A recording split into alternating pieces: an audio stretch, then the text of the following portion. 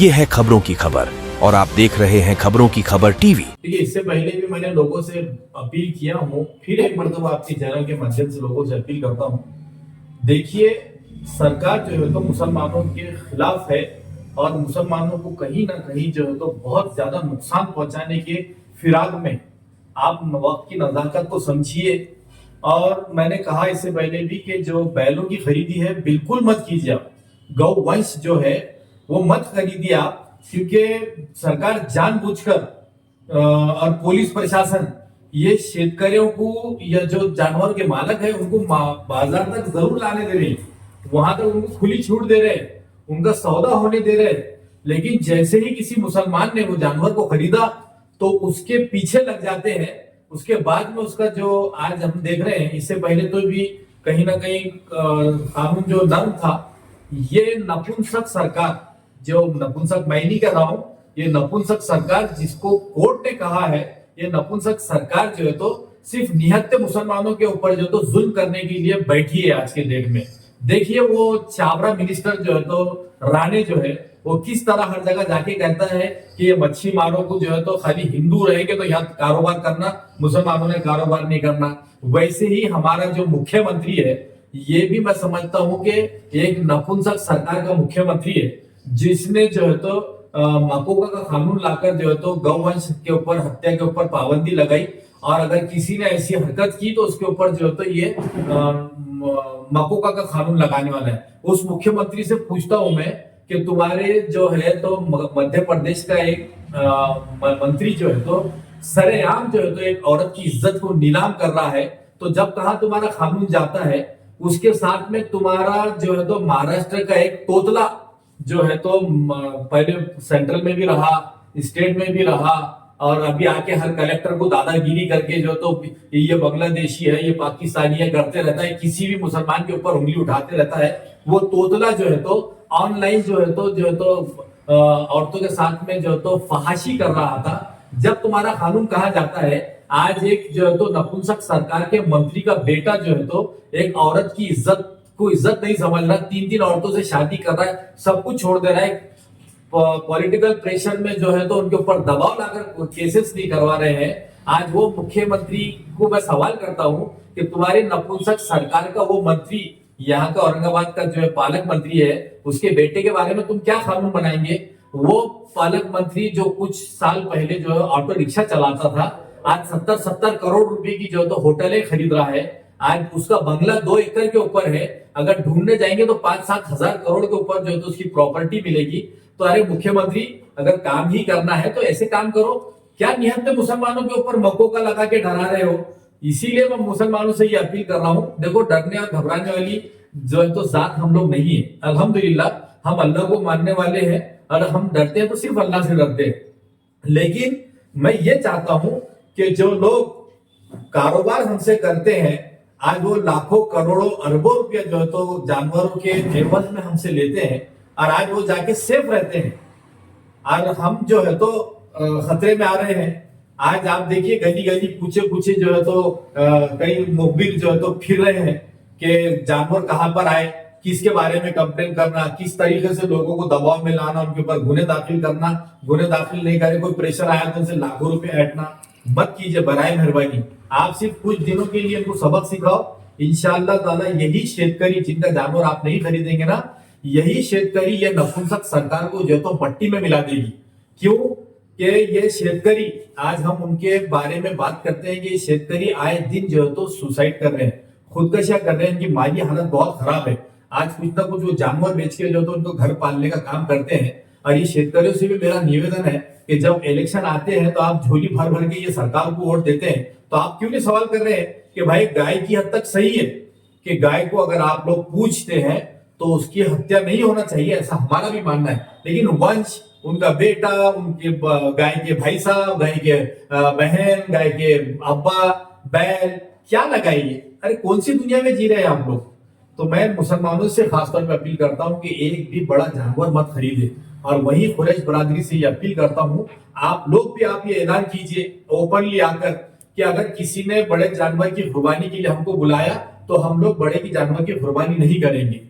बकरे काटिए, अल्लाह नियतों को देखता है, अगर इस्तेताअत नहीं है तो बिल्कुल मत कीजिए, लेकिन जानवर खरीद कर अपने आप को, अपनी फैमिली को बिला वजह खतरे में मत डालिए। और उन लोगों से ये बात खास तौर पे कहूंगा कि बहुत कहते हैं कुछ लोग, कह रहे देखते हैं ना हम लोग क्या होता है। भाई साहब, आपको कुछ नहीं होगा, हो सकता है, लेकिन अगर 100 लोग अगर इसमें काटने में कामयाब हुए गौवंश, और अगर 2 ही लोगों के ऊपर अगर मुकदमे दर्ज हो गए तो उनकी फैमिली के बारे में सोचिए।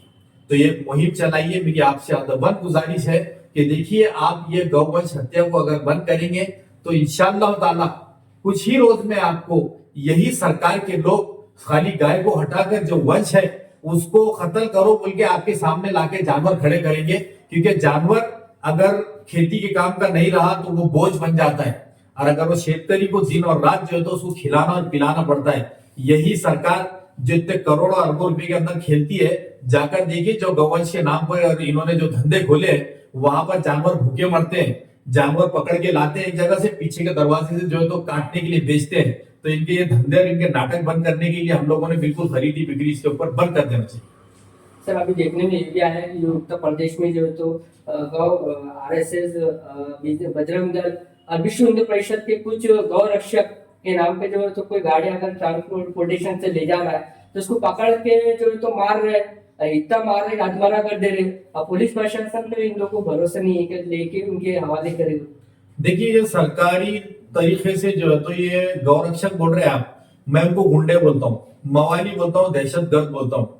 ये दहशतगर्द जो है तो मवाली और गुंडे जो है ये सरकार की निगरानी में और उनकी छत्र छाया के अंदर जो है तो मुसलमानों को टारगेट बनाकर काम कर रहे हैं। आज जो है तो मुसलमानों को खाली ट्रांसपोर्टेशन इनके बाप ने बैन किया गया, कोई सरकार ने बैन किया क्या ट्रांसपोर्टेशन के लिए? ट्रांसपोर्टेशन करते वक्त ये लोग उनको पकड़ते हैं, मारते हैं, पीटते हैं। तो ये सरकार के बाप की जागीर है क्या कि ट्रांसपोर्टेशन जो है तो करते वक्त आप लोग अगर किसी ने किसी को मारा तो आपने उनके ऊपर मुकदमे दर्ज नहीं करना चाहिए? लेकिन मुसलमानों से दुश्मनी है इनको, ये कानून के हिसाब से काम ही नहीं कर रहे। मेरा खुला ये मानना है कि ये कानून की आड़ में गैर कानूनी दहशतगर्दी कर रहे हैं। इसके अंदर सरकार के लोग भी मुलविस है, पुलिस के अधिकारी भी उसके अंदर मुलविस है। 3 लोगों को बेदर्दी से पीटा जा रहा है, मारा जा रहा है। मैं तो 3 लोगों से कहता हूं कि आप मार क्यों खा रहे हो भाई साहब? आप मार मत खाओ।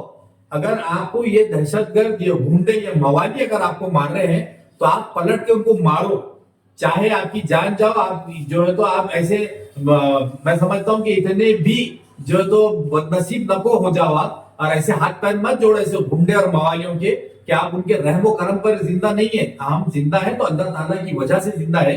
तो आप जो है तो ऐसी जुल्म सहना भी बहुत बड़ा जुल्म है। तो आप जुल्म क्यों सह रहे हो आप लोग? अरे अगर 10 गुंडे आपके सामने, आप 3 ही लोग हैं तो आप उसमें से 10 गुंडों में से 2 गुंडों को पकड़ के पीटो, मारो उनको भी। आप ये अगर सरकार अगर दहशतगर्दों के खिलाफ काम नहीं कर रही है तो अवाम ने उनके खिलाफ काम करना जरूरी है। जैसे कि पाबंदी लगाने की बात कर रहे हैं, अब ये जानवर अगर शेतकरी को तो बैल उसके कुछ काम का नहीं, उसको खिला पिला सकता नहीं। मान लो कि अगर छोड़ भी देता तो रोडों पे ट्रैफिक अगर गवर्नमेंट को अगर देता तो गवर्नमेंट क्या करेंगी इसका? तो दिक्कत तो आने वाली, दिक्कतें तो आने वाली, ये कहना चाहिए। यही कह रहा हूं, तो शेतकरी जितने भी है ये इतने मासूम भी ना बने।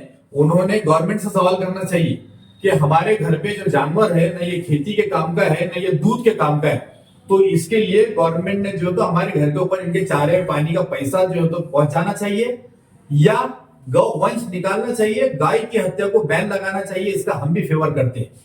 सर, जैसा कि अभी आप कह रहे हैं चारे की तरफ से, जैसा कि अभी एक स्कीम आई है लाडली बहन, तो आपको लगता नहीं कि एक स्कीम ऐसी भी लाया जाए जो गाय माता मानते कि लाडली गाय माता, उनके एक स्कीम के तौर पे उनके शेतकरी को उनके अकाउंट में पैसा डाला जाए, कितना चारा लगता है, कितना खाने पीने को लगता है, एक मान लो कि 1000-2000 एक सपोर्ट यानी गवर्नमेंट से। यही है, जिस तरह लाडली बहन के वक्त इन्होंने जो है तो लोगों को धोखा दिया था, उस वक्त कितने लोगों को पैसा दिया था और उसके बाद में आज क्या हालत है लोगों की वो देख लीजिए। सीधा सीधा मैं समझता हूँ कि इलेक्शन कमीशन हो या ऊपर कोर्ट हमारे जितने भी है ये आंख बंद करके बैठे। इन्होंने देखा कि आज इलेक्शन के टाइम में जितने भी लोग इलेक्शन लड़ते हैं तो वो लोगों को पैसा देके वोट देते हैं। तो ये सरकार ने ये साबित कर दिया कि देखो हम ऑनलाइन पैसा देंगे और लोगों से वोट लेंगे। तो ये वोटों की खरीदारी थी। अब वो इलेक्शन कमीशन उसको सुन रहा नहीं सुन रहा, देख रहा नहीं देख रहा, या अंधा होके बैठा है जानबूझकर, तो वो उसकी वो जाने। कोर्ट जो है तो ये देख रही है कि इलेक्शन के पहले आपने इतने हजारों लाखों लोगों को पैसा दिया और उसके बाद में आपको नजर आ रहा कि ये इनकम टैक्स भरता है, इसके पास में ये है, तो आपने उसमें से कई लोगों के नाम उड़ा दिया, कुछ चुनिंदा लोगों को रखे, उनके भी किसी के पैसे आ रहे, किसी के नहीं आ रहे। तो ये रिश्वतखोरी का मामला था, ये लाडली बहनों को कुछ पैसा नहीं दिया गया है, ये वोट डालने के पैसे दिए गए थे। इसके ऊपर अगर इंक्वायरी होगी तो यही बात सामने आने वाली है। जैसा कि आप बहुत अच्छी बात कही, जैसे कि इलेक्शन कमीशन को कहता, पब्लिक भी कह रही है कि एंड इलेक्शन के टाइम पे ये स्कीम लॉन्च करना मतलब इलेक्शन टाइम पे जो पैसा बांटा है तो उसके बराबर ही है, एक लालच देना वोट बैंक के हस्ते। तो ये इलेक्शन कमीशन को ये दिख नहीं रहा है कि देखिए, इलेक्शन कमीशन इंडिपेंडेंट अगर होता, जिस तरीके से पहले हुआ करते थे, तो वो इंडिपेंडेंट नहीं है।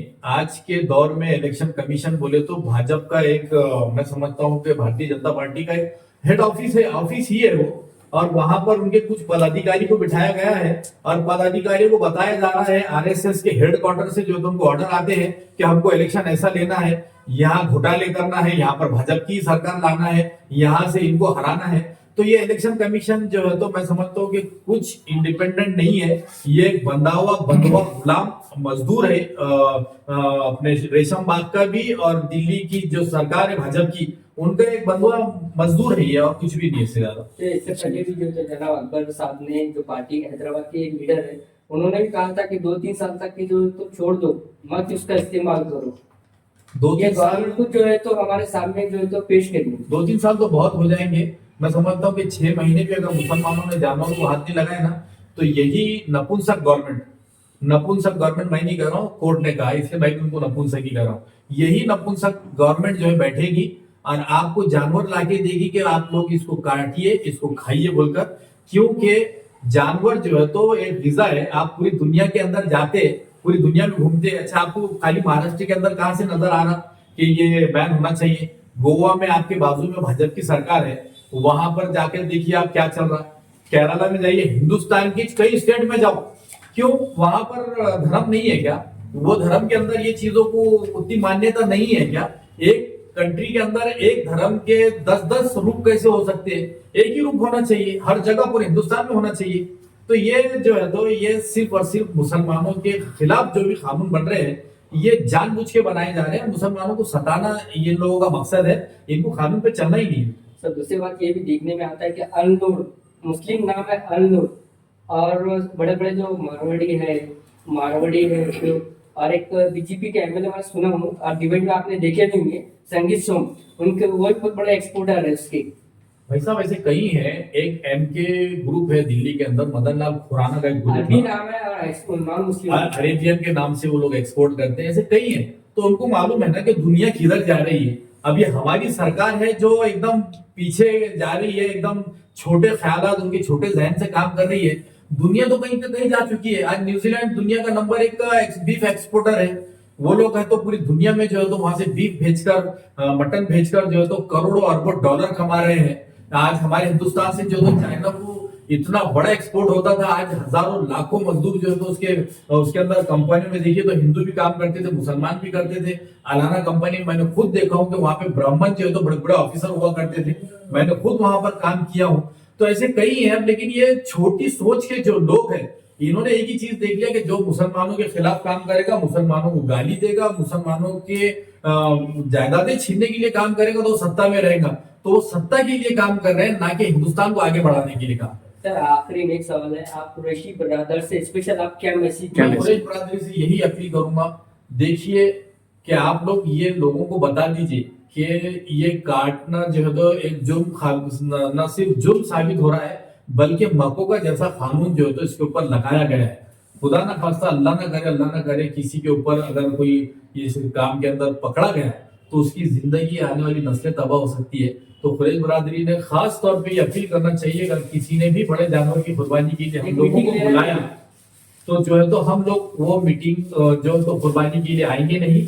बकरा रहेगा तो आएंगे, या फिर जो भैंस की जो पाड़ा वगैरह होता है उसकी कुर्बानी होगी तो हम लोग करेंगे, वरना हम जो तो गौवंश जो तो हत्या बंदी के ऊपर जो कानून बनाया गया उसका पालन करेंगे। सर आपसे एक आखिरी सवाल, जैसा कि अभी कुर्बानी को देखते आप भी सब बातें बतलाएं, आप क्या आपके पार्टी के माध्यम से कोई कुरैशी बरादरन से मीटिंग लेंगे सफाई को लेके, अपने कुर्बानी को लेके, या कोई हिदायत करेंगे आपकी पार्टी के हिसाब से? हम लोग तो पार्टी लेवल के ऊपर ऑफिसर से जो साफ सफाई के उसके बारे में अपील करते हैं, जाके इंतजाम करवाते हैं, जहां जहां अगर कुछ कचरा पड़ा हुआ है तो उसके लिए उठाने के लिए। तो वैसी नुमाइंदगी हम हमारे पार्टी के तमाम कारपोरेटर्स, हमारे जिम्मेदारान जो है तो यकीनन करेंगे कि शहर में माहौल साफ सुथरा रहे।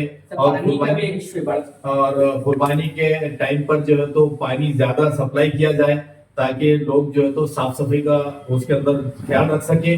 पानी आप कम देंगे, अगर साफ सफाई ज्यादा नहीं हुई तो फिर आप लोग मुसलमानों के नाम रखने बैठते। तो उससे अच्छा है कि आप लोग भी जो अपनी जिम्मेदारी निभाएं, मुस्लिम इलाकों में खासतौर पर ज्यादा पानी छोड़े, ताकि लोग साफ सफाई के अंदर जो है तो बढ़ चढ़ कर हिस्सा ले सकें।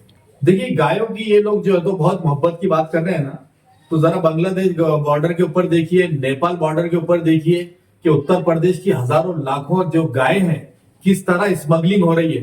तो मैं समझता हूं कि महाराष्ट्र के मुख्यमंत्री और महाराष्ट्र की नपुंसक सरकार यही चाह रही होगी कि इन गायों को, इन बैलों को जो है तो लोग इनके पास दे, और ये लोग जो है तो इसको एक्सपोर्ट करे, और एक्सपोर्ट करके करोड़ों और अरबों रुपए जो है तो ये कमाए।